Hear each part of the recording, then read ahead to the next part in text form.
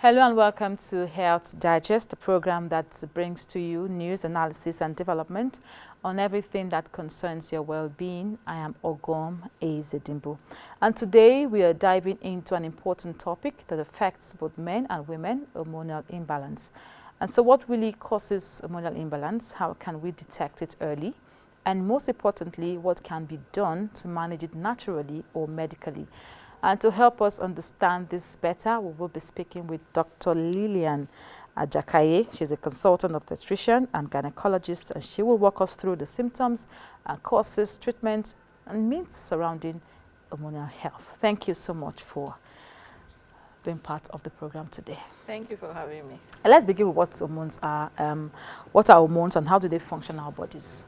Okay, thank you. So, generally, hormones are like, let's say, chemical messengers within the body that helps to send signals and control generally every action that the body would undergo.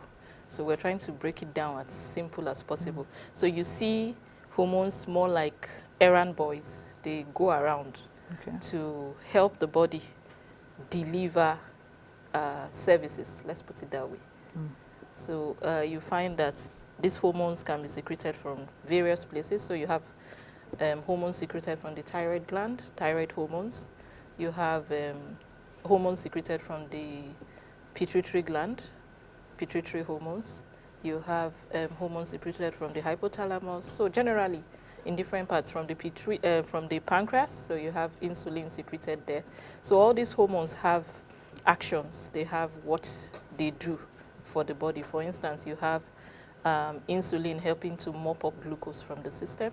So once insulin is not being produced, you find that there is a lot of glucose in the system because insulin is not there to mop it up. So when you talk about hormonal imbalance, it's a general term to include a lot of disorders that can come about when these hormones that are released are not being released properly. Either too much of it is released or too little of it is released. Okay, so how many hormones do we have in the body system? There are a lot. There are a lot. And they all have their different they all have functions. their own different functions. I just mentioned a few of them. So, but they have different functions. Also from the gonads, the testes and the ovaries, we have hormones being released there. The testosterone, from the testosterone, you have estrogen, you have luteinizing hormone, follicle stimulating hormones. So there are a lot of these hormones, and there are timings when they are released. So, for instance, if you look at these hormones in women, you find that on different days of the woman's menstrual cycle, some of these hormones are either on the high side or on the low side. And if it's not properly released, you find that there will be disorder in the menstrual cycle.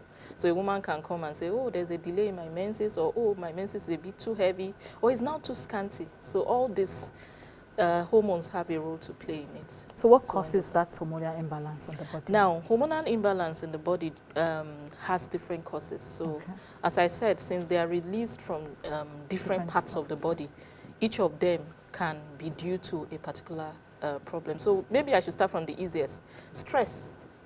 So when a woman or a man is stressed, you find that some hormones like cortisol will be released, and you see this unnecessary weight gain.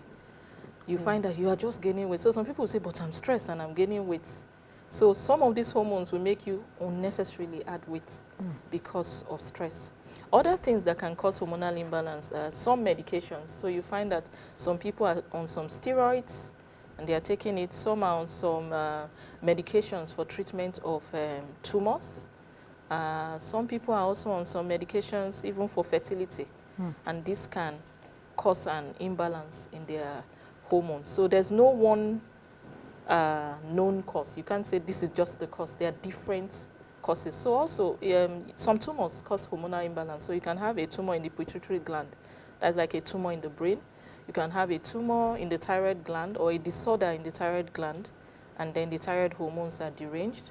And the thyroid hormones, if they are too low or too high, they also have disorders they cause in the body. So are there age groups it affects, or? So generally we can say reproductive age group, but it can affect everybody. Now when I say everybody, everybody releases hormone. So you find that even children, there are some hormones they will release. For instance, say growth hormone, that they are not releasing enough, and you find them, they are stunted growth. Okay. So you can say from childhood to adulthood. At the menopausal, when a woman becomes menopausal, there's also an imbalance in hormones for some, and that's why there's all the symptoms that they have during menopause. So it's not restricted to a particular age group. But once they present with symptoms, that's when you now do those tests, and then you arrive at your diagnosis. And you talked about stress. I know majority of us are stressed up now, especially with all the issues happening in the country. Yeah. How does stress and lifestyle contribute to all of this? Okay, I wanted to really talk about stress. Okay, so for stress, mainly, as I mentioned before, it's there are different kinds. So you can talk about emotional stress, physical stress most times. So when we are stressed physically, our body produces a hormone called cortisol. Now that cortisol, when there's an imbalance in that particular hormone, it causes an abnormal weight gain. Some people, weight loss also, but majority will have weight gain with that excess release of that hormone. So and it causes when there's both weight loss and weight gain. Weight gain. So now the thing about hormones is, so for some, you find some things that will be on either side. So just like you're saying weight loss, you're also saying weight gain. So some of them, so when there's a reduction, you have weight loss. When there's an increase, you have weight gain. You understand? Same thing with some thyroid hormones. So you find that some, when there's a reduction, some people would have this sluggish movement. When there's an increase, there's hyperactivity. So each of these hormones have to be at a particular level for things to balance out. So it can go south or west. Let's put it that way. So is it possible for someone to be suffering from these cortisol hormones and maybe the person is still doing diets? For example, I'm doing my diet program, I'm going to the gym, and I'm not seeing results. Is it possible that could be the reason I'm still adding weight? Yes. So how do I know that this is it? Okay, so you know that ideally when you put in effort to lose weight, you should lose weight. If you are not losing the weight, we have to find out what is the cause. Okay. One of the major known causes is a condition called polycystic ovaries in women. So you find out women who have that condition find it very hard to lose weight. And why do they find it hard? Now, remember I mentioned something about the pancreas releasing insulin. Insulin is the hormone that mops up glucose. But in polycystic ovaries, people with polycystic ovaries, you find that there's insulin resistance. So the insulin is not mopping up glucose. So they try to lose weight, but the glucose in the system is a lot, and then they keep adding weight, even though they are putting in that effort. You understand? Until you identify the cause and try to treat the cause, it will be difficult to lose that weight. Is it diabetics you're talking about now? Now, there's a link between polycystic ovaries and diabetes. Okay, yes. Okay. So how do we diagnose this? Is it through a test or urine or whatever? Okay, so majority of the tests are usually, first of all, we start from symptoms. Okay. What is she complaining about? What is he complaining about? So for men, more of their complaints is weight gain for some, erectile dysfunction, having issues with fertility. So you find them, they're married, so it also affects, hormonal imbalance affects fertility. So that's another area. Maybe one of these days we'll just pick up that and talk about it, because it has a bearing on fertility for both male and the female. Now, to make a diagnosis, you want to find out the symptoms the person comes with. So history taking. You're taking a history to know, oh, what is this person presenting with? Because that will now tailor your management towards you knowing what tests to do. So some of these tests are blood tests that can be done. For instance, the ones I mentioned before, the follicle stimulating hormone, the luteinizing hormone, testosterone for both male and female. You also have prolactin. So you find that some have very high prolactin and they start bringing out milk from their breasts. Meanwhile, they are not breastfeeding. That's hormonal imbalance. So it's a hormonal imbalance, I don't know, it's a word that encompasses a lot. I feel we should have broken it down instead of taking it. You are the doctor there, so break it down. Instead of taking it as a topic, because when I had hormonal imbalance, I looked at it and I was like, oh, this is a lot, because it encompasses so much. So it's breaking it down will mean taking each of those diseases. So you're saying, okay, maybe one of these days we'll say thyroid, We are talking about the thyroid hormones, what are the issues that can happen with the thyroid. We are talking about the pituitary glands, what are the hormones that are released there, what disorders can result. So blood tests would pick most of it, some urine tests, and then sometimes even imaging tests. So you find that you can do an MRI and find that either a male or a female has a mass in the pituitary gland, and that mass is what is producing excess prolactin and making that person bring out milk from the breast. So if you keep seeing that milk and say, oh, maybe you have to find out what the cause is before you can treat. And good enough, there are a lot of treatments that can be put in place for. Now, before we talk about treatment, going back to what you talked about, the insulin insensitivity, and PCOS and diabetes going together. Yes. Now, is it possible for these hormones to lead to life-threatening diseases? Yes. This hormonal imbalance. Which is one of what you've mentioned, the diabetes. So for most polycystic ovary syndrome patients, you find that because of that insulin resistance, and if it is not identified on time and taken care of, sometimes it can become worse and become almost an irreversible condition. So you find that such a person can become diabetic in the future. So it started from maybe the PCOS, and then not identified, the person becomes diabetic. So you now have to start giving insulin from externally, because the body over time is even no longer producing the insulin. As we know, there are different kinds of diabetes, the type 1 and the type 2.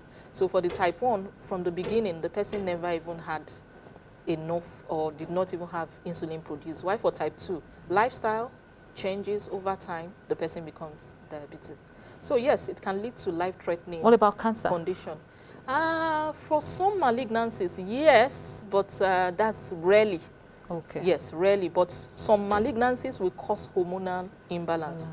So you find that some people have some tumors, and then you do some hormone tests and you find it very high, and you say, oh, this may be because of this. So that means that there are persons who have told me that I don't have a family history of diabetes, I don't have a family history of hypertension, I don't have a family history of cancer, and I try to live my life, do my exercises, eat my vegetables, and still I come down with this disease. So hormonal imbalance can be one of the reasons. One of the reasons, yes. For that to happen. So let's talk about treatment. What kind of treatment are we looking at here?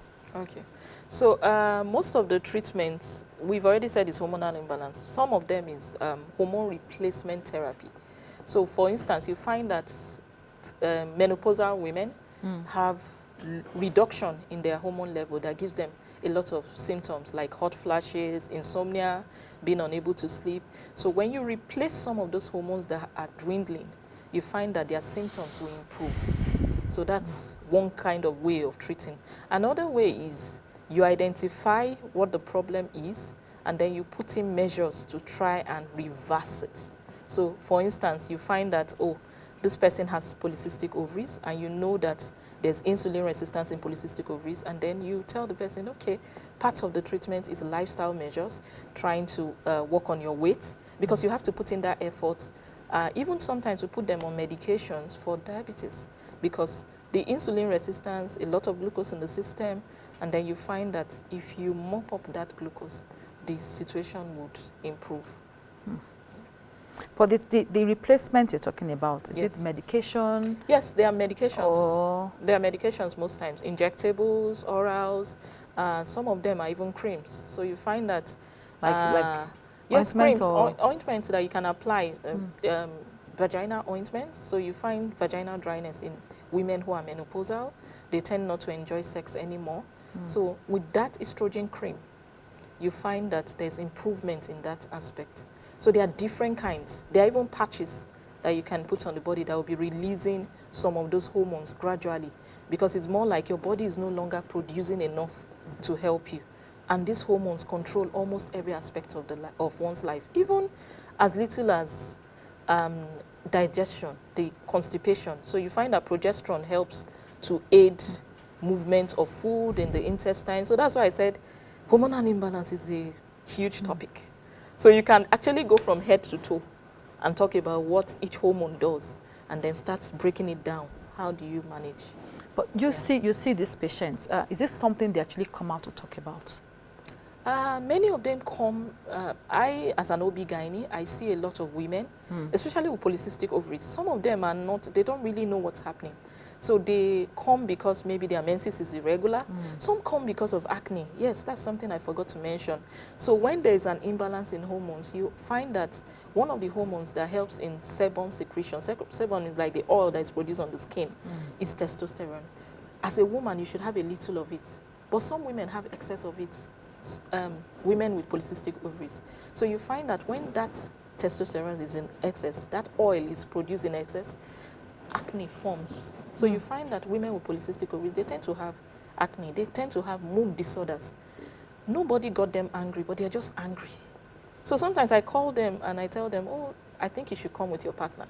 They need to know that this is the issue, okay, so that they can also help you, because a lot of us don't know these things and we just look at it that, oh, this woman, she's a wicked woman, she's this, she's that. But she's just dealing with some hormones that, if corrected, she'll get better. And when they know, they, oh, so this is what is happening to me. Some don't really know. They wonder, why am I sad? Nothing has happened, but I'm sad. So the hormones can go that far. So you find that when they come, some of them don't know. We do a scan and we find that their ovaries are polycystic. And we say, oh, you have polycystic ovary. Now, for it to be a syndrome, it's not just that the ovaries are polycystic. You now have to find out the hormones. Are there disorders in the hormone? So we check and we tell, oh, it tallies, there's something wrong. And then we start correcting. And but they get better. This mood swing you talked about, does it affect the men as well? Yes, it does, but more for women. More for women because of the hormones involved. You understand? So when you talk about men and hormonal disorder, as I said before, theirs is more of weight gain, weight loss, erectile dysfunction, fertility issues, being unable to impregnate their wives and all that. So every hormone has its effect. Insomnia, inability to sleep for men also, so because of melatonin release and all that. So it affects everybody. It affects Is there any preventive measures? Is this something we can prevent? Preventive measures. Okay, yes, for some. But are there people who don't experience it at all? It's going to be difficult because at some point it's a natural phase in life, unless the person doesn't get old. Maybe he dies before menopause, because at that point the hormones have to be disordered at that time, because most of them are in the low ebb. But when you know, you already put in measures. So being engaged, exercises, physical, your diet. We don't eat properly. So you find that it's difficult, but you know that our... but when you say properly, what exactly are we talking about? So we're talking about fruits, vegetables. We prefer to go take fizzy drinks or Coca-Cola. I'm not talking about... so, but generally, we should do more of fruits and vegetables, things that we get locally, sourced locally. Do you know that even our foods now, chemicals, we're taking a lot of chemicals that are also altering our hormones. That's another area too that we're not talking about. So it's almost like you can't avoid it. Almost all of us will have one hormonal disorder or the other. So prevention is actually an issue now. It's a major issue. So, but for us, what we can do on our own is, if we say cut down stress, the country is already, we're all stressed. It's already stressful. We have to keep living, but diet is very important. Diet, and then water. What I find again is a lot of us don't take enough water. We don't drink water. So our diet, our drinks, the kind of drinks we take, we should avoid fizzy drinks, floury foods, do more of fruits and vegetables. For PCOS patients, we tell them, do less of red meat. White meat is better. Red meat worsens their condition, worsens the whole. So we talk just tips here and there, but each condition has its own way of prevention, management. So what is the role of sleep in all of this? Yeah, remember I mentioned insomnia as being part of the issues. So it's, they will tell you 8 hours of sleep at least. But even those of us telling people to sleep for 8 hours, we find it hard to get Doctor, are you guilty or not guilty? I am.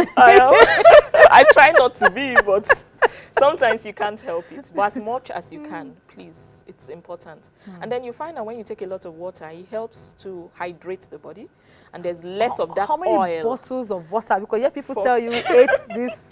For me, I 4 liters. I just tell 4 people liters, how 5 much, liters. how much you can tolerate, because when you put that clause, you find that people will struggle with it, and over time they just lose it.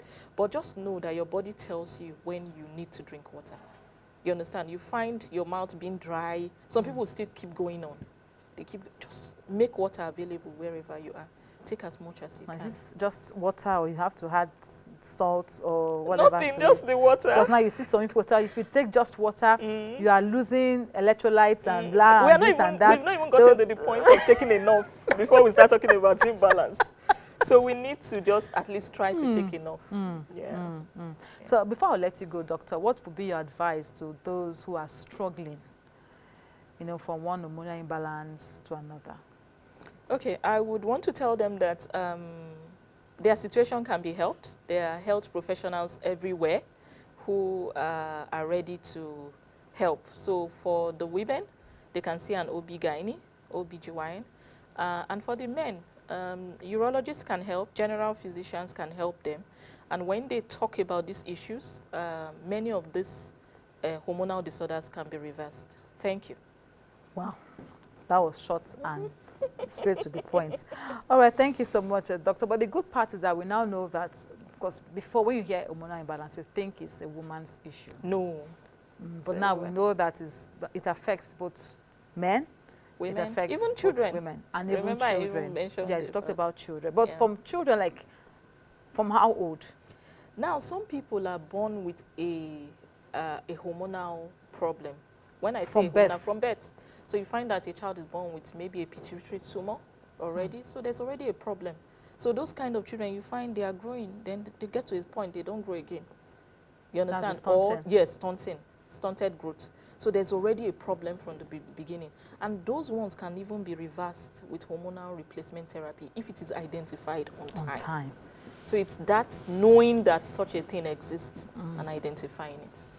Thank you so much. You've heard from Dr. Linia. Hormonal imbalance isn't just a women's issue, and it's not something to be brushed aside. If you're feeling off and can't explain what it is, maybe it's time to listen to your body and speak with a professional. Dr. Lilian is always available.